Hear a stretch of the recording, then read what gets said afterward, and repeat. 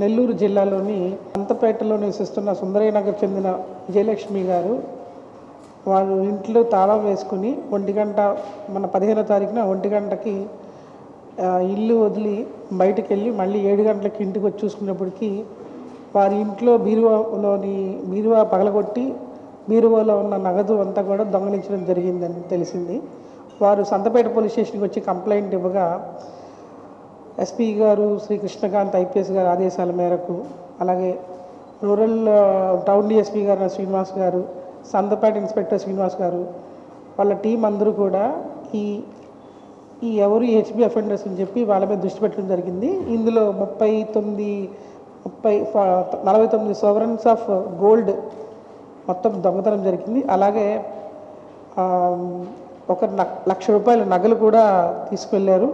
అలాగే వీడు వచ్చి కంప్లైంట్ ఇచ్చిన తర్వాత డిటెక్షన్ జరిగిందండి. మొత్తం ఎవరున్నారు హెచ్బి అఫెండర్స్ ఎవరని మొత్తం తెలుసుకోగా 2 ముద్దాయిలు అరవ సుబ్రహ్మణ్యము మరియు రెడ్డితోట శ్రీనివాసులు అలియాస్ శ్రీను అనే వీరిద్దరూ కూడా ఈరోజు 23వ తారీఖున మధ్యాహ్నం 2:30కి పెన్నా బ్యారేజ్ దగ్గర వైఎస్ఆర్ చెట్టు దగ్గర ఇద్దరు దొరకడం జరిగింది.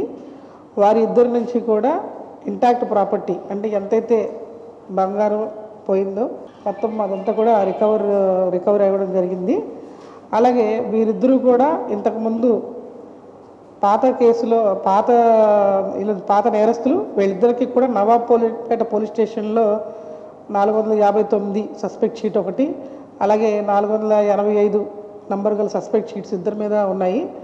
వీళ్ళు ఇదే కాకుండా మొన్న ఈ నెలలోనే 12వ తారీఖున నెల్లూరు రూరల్ పోలీస్ స్టేషన్ పరిధిలో కూడా ఒక దొంగతనం చేశారు. అది కూడా ఇలాగా నైట్ హెచ్బి చేశారు. రాత్రి హౌస్ బ్రేక్ చేసి వెండిని దొంగిలించారు.